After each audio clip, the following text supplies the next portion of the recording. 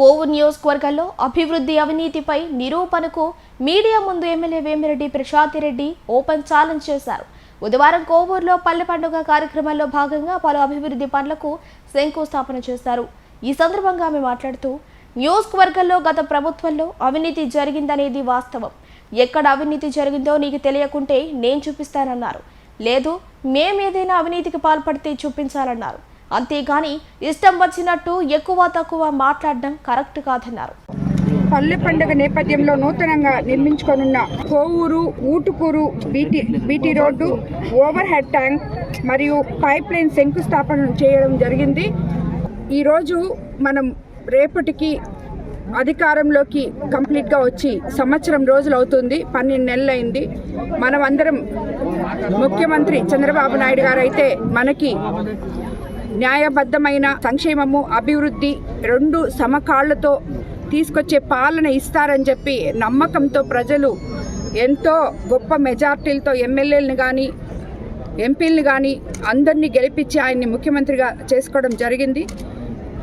ఏదైతే మనకి ఎలక్షన్ ముందు మనము సూపర్ 6 పథకాలని ఇవన్నీ అనుకున్నామో, ఎలక్షన్ అవ్వగానే ఏవైతే తీరుస్తామని చెప్పారో దాంట్లో ఆల్మోస్ట్ మనము 70% వరకు రీచ్ అవ్వడం జరిగింది. ఎందుకంటే ఎలక్షన్ అవ్వగానే ముందు ల్యాండ్ యాక్ట్ రద్దు చేశారు. అదేవిధంగా ప్రతి నెల పెన్షన్ 4,000 ఇస్తానన్నారు, 1,000 రూపాయలు పెంచి మొదటి నెల నుంచే మొదటి 1వ తేదీకంతా నాయకుల ద్వారా ప్రజల దగ్గరికి వెళ్ళి పెన్షన్లు ఇప్పిస్తున్నారు. ఈ రోజుకి 12 నెలలు అయితే ఆల్మోస్ట్ 12 నెలల్లో ఒక 2 నెలలు ఏమైనా వెళ్ళలేదేమో, నేను 10 నెలలు ప్రజల దగ్గరికి వెళ్ళి వాళ్ళతో మమేకమై వాళ్ళ సమస్యలు తెలుసుకొని వాళ్ళకి పెన్షన్ ఇవ్వడం జరిగింది. ఒకవేళ అది ఆదివారం వస్తే 1వ తేదీ ముందు రోజే 31వ తేదీ పెన్షన్లు అందించడం జరిగింది. ఆ అందించినప్పుడు ఆ ప్రజల మొహంలో మనం చూసే సంతోషం నిజంగా ఎంతో గొప్పగా అనిపించింది. దీనికి ముందుగా ప్రజలకి నాయకులకి ఇద్దరికి మధ్య ఈ రిలేషన్షిప్ కుదిరించినందుకు ముఖ్యమంత్రి చంద్రబాబు నాయుడు గారికి నాయకులందరూ కూడా ధన్యవాదాలు తెలుపుకోవాలి. అలాగే ప్రజలు కూడా ధన్యవాదాలు తెలుపుకోవాలి. ఇది వరకు మనము వాళ్ళ దగ్గరికి ఎప్పుడు వెళ్ళే వాళ్ళమో కూడా తెలియదు. ఇప్పుడు ప్రతి 1వ నెల ఒక ఊరికి వెళ్తాము, ఈడికి వస్తారు అని చెప్పి ప్రజలు ఆశతో చూస్తున్నారు వాళ్ళ సమస్యలు చెప్పుకోవడానికి. కాబట్టి ఇది ఒక గొప్ప మంచి పరిణామం. అదేవిధంగా స్త్రీలకి మనం చెప్పాం, దీపం 2 పథకం కింద 3 గ్యాస్ సిలిండర్లు ఇస్తామని చెప్పి ఆల్రెడీ 2 సిలిండర్లు ఇవ్వడం జరిగింది. అదేవిధంగా మత్స్యకార భరోసా ఇవ్వడం జరిగింది. అదేవిధంగా రాబోయే రోజుల్లో ఇప్పుడు స్పౌస్ పెన్షన్స్ ఇప్పుడు రేపటి నుంచే ఇస్తున్నాము. అదేవిధంగా మనము ఏదైతే తల్లికి వందనం చెప్పామో అది కూడా ఈ సంవత్సరం స్కూల్స్ తీసేటప్పటి నుంచి కూడా మనకి అందబోతుంది. అలాగే అన్నదాత సుఖీభవ కింద మనకి రాబోయే రోజుల్లో 3 విడతలుగా 20,000 ప్రతి రైతన్న అకౌంట్లో వేయబోతున్నారు. ఆగస్ట్ 15th కంతా బస్సు ఇవ్వబోతున్నారు, ఉచిత బస్సు మహిళలకి.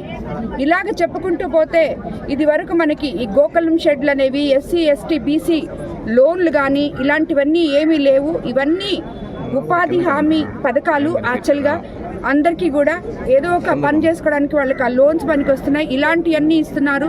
అదేవిధంగా మన పొదుపు మహిళలు ఈరోజు ఎంతో సంతోషంగా ఉన్నారు. వాళ్ళందరూ వాళ్ళ కాళ్ళ మీద వాళ్ళు నిలబడి ఉన్నారు. కాబట్టి ఈ రకంగా మనము చంద్రబాబు నాయుడు గారిని చూసుకుంటే ప్రతి ఒక్కటి సంక్షేమము, అభివృద్ధి సమపాళ్ళలో తీసుకెళ్తూ ముందుకెళ్తున్నారు. అదేవిధంగా మన ఉప ముఖ్యమంత్రి పవన్ కళ్యాణ్ గారు ఏవైతే మనకి మాటలు చెప్పారో, ఈరోజు మనం జరుపుకుంటున్న పల్లె పండుగ అనేది మన ముఖ్యమంత్రి ఉప ముఖ్యమంత్రి గారు ఇద్దరు దిశానిర్దేశం చేసి మనకు చేసిన దాంట్లోనే ఇది సాగుతూ ఉంది. ఎందుకంటే ఎన్నో గుంతలు పడిన రోడ్లు గత ప్రభుత్వంలో ఒక తట్ట కూడా మట్టికి నోచుకొని ఇన్ఫ్రాస్ట్రక్చర్ అంటే అసలు ఏంటో ప్రజలు మర్చిపోయారు.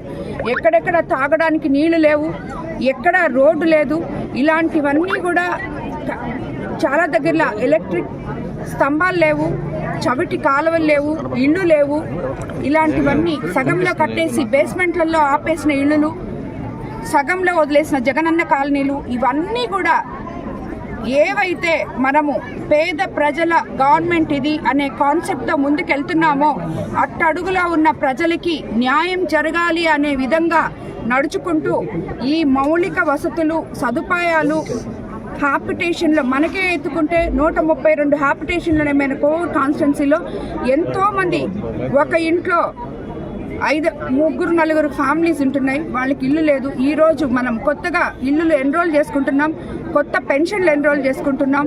రాబోయే రోజుల్లో ఇవన్నీ కూడా ప్రతి పేదవాడికి అందేటట్టు మనము తీసుకోబోతున్నాం. అదేవిధంగా అన్నిటికన్నా ముఖ్యంగా ఈరోజు రేషను 1వ తేదీ నుంచి 15వ తేదీ వరకు మనము ఇది వరకు పనులు మానుకొని వెళ్ళి తీసుకోవాల్సి వచ్చేది, ఒక దగ్గర నిలబడుకొని ఈరోజు అక్కడే ఉంటుంది. ఉదయం 6 గంటల నుంచి ఉదయం 8 నుంచి సాయంత్రం 8 వరకు రేషన్ అందరికీ 1 నుంచి 15 వరకు అందుబాటులో ఉంటున్నాయి. 60 ఏళ్ళు పైబడిన వాళ్ళకి ఇంటికి పోయి తీసుకుపోయి ఇస్తున్నాము.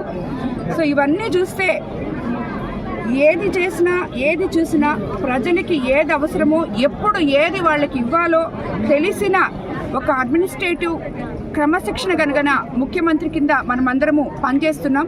దీనికి నిజంగా మనమంతా ఆయనకి ధన్యవాదాలు తెలుపుకోవాలి.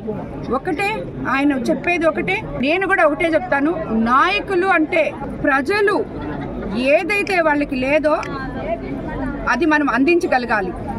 లేదా వాళ్ళకి మనం గవర్నమెంట్ నుంచి దగ్గర నుంచి ఏమేమి పథకాలు వస్తాయో సచివాలయం ద్వారా లోకల్ నాయకుల ద్వారా వాళ్ళకి అవేర్నెస్ తీసుకొని వచ్చి వాళ్ళకు అందేటట్టు చూడాలి. అంతేగాని ఇప్పుడు అవినీతి రహిత కోవూరు నియోజకవర్గం మనం అందిస్తాము అని చెప్పి ఎలక్షన్ ముందు నుంచి చెప్తున్నాం. ఈ సంవత్సరం రోజుల నుంచి మనం అదే చెప్తున్నాం, అలాగే చేస్తున్నాం. ఏ నాయకుడైనా అవతల నాయకుడు మాట్లాడేటప్పుడు అలాంటి అవినీతి ఎక్కడన్నా ఉంటే తీసుకొచ్చి చూపిమనండి. అంతేగాని ఏ నాయకుల్ని పార్టీలలో ఉన్న ఏ నాయకుడిని, ప్రతి ఒక్కరూ ప్రజలకు సేవ చేసేవాడు నాయకుడే, ఏ నాయకుడిని పర్సనల్గా అసభ్యకరంగా మాట్లాడడం అనేది కరెక్ట్ కాదు. మీరు చేసింది మీరు చెప్పండి, మేము చేసింది మేము చెప్తున్నాం.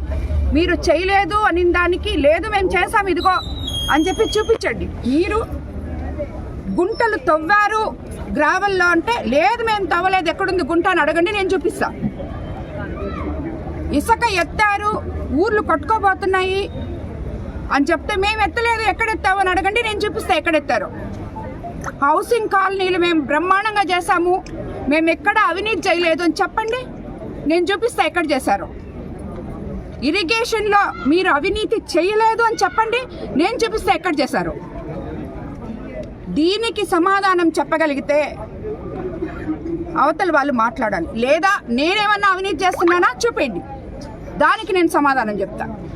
అంతేగాని నాయకుల గురించి ఎవరు ఏ పార్టీలో ఉండడం, ఏ పార్టీలో చేరడం అదంతా కామన్. చేరిన తెలుగుదేశం నాయకులు ఎవరైతే కోవూరు కాన్స్టిట్యున్సీలో ఉన్నారో వాళ్ళందరూ హ్యాపీగా ఉన్నారు. ఇప్పుడు చేరిన నాయకులతో కలిసి పనులు చేసుకుంటున్నారు.